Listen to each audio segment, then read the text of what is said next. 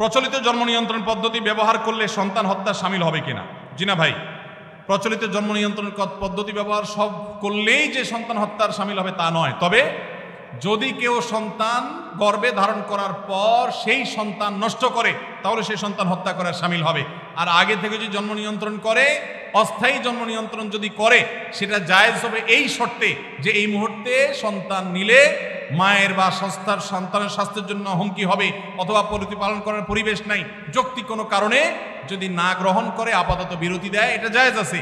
আর যদি কি খাওয়াবো এই চিন্তা, চাকরি নাই এখন সন্তান নেব কিভাবে, একটা আছে আরেকটা হলে কোত্থেকে খাওয়াবো এই চিন্তায় করে, তো আল্লাহ বলেছেন লা তাকতুলু আওলাদাকুম খাশিয়াতা ইমলাক, খাদ্যের ভয়ে রিজিকের ভয়ে সন্তান হত্যা করবে না, এটা না জায়েজ। আর স্থায়ীভাবে জন্ম নিয়ন্ত্রণ করলে সেটাও না জায়েজ। এখানকার জনপূর্ণ স্থান অধিকাংশ সময় আমাদের কিছু সংখ্যক বোনদের অশালীন পোশাকের উচ্ছৃঙ্খল অবস্থা, অবাধ মেলামেশা, আবার অনেক সময় সিগারেট হাতে দেখা যায়। এই অবস্থায় তাদের পরিত্রাণ এবং করণীয় ও অভিভাবকদের দায়িত্ব কি হতে পারে? আমার জন্য, আমার বোনদের জন্য দোয়া করবেন, আল্লাহ যেন আপনার নেক হায়াত দান করেন। ভাইরা আমার, এই যুবকের প্রশ্ন বড় প্রাসঙ্গিক প্রশ্ন। আমাদের বোনদের মধ্যে বেহায়ার পরিমাণ বাড়ছে না কমছে? বাড়ছে। এই বেহায়া দূর করার জন্য আমাদের দাওয়াতি কাজ বাড়াতে হবে, বোঝাতে হবে। পশ্চিমের মেয়েরা স্বাধীনতার নাম দিয়ে তাদের পোশাক সংক্ষেপ করা হয়েছে, দলে দলে তারা ইসলামে ফিরে আসছে, তারা বুঝতে পেরেছে এটা স্বাধীনতা নয়, এটা হলো নিজের সম্ভ্রম, নিজের ইজ্জত, নিজের সম্মানকে জলাঞ্জলি দেওয়া, কোরবানি করা। এই জন্য পশ্চিমের মেয়েরা দলে দলে ইসলামে আসছে। পুরান পাগলের যখন ভাত পায় না, নতুন পাগলের আমদানি হয়।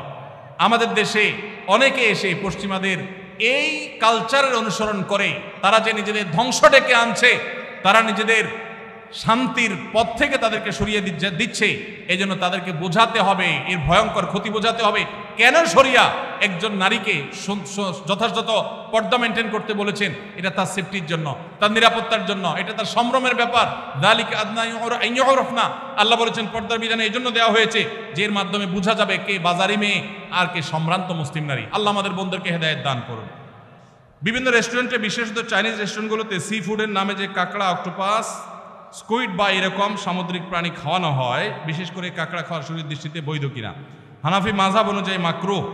অন্য কোন কোন মাযহাবে, অন্য ইমামদের অনেকের মতে এটা জায়েজ, কিন্তু হানাফি মাযহাব অনুযায়ী মাছ ছাড়া, সমুদ্রের নিচে মাছ ছাড়া বাকি এই জাতীয় অক্টোপাস অথবা কাঁকড়া জাতীয় এগুলো খাওয়া মাকরুহ।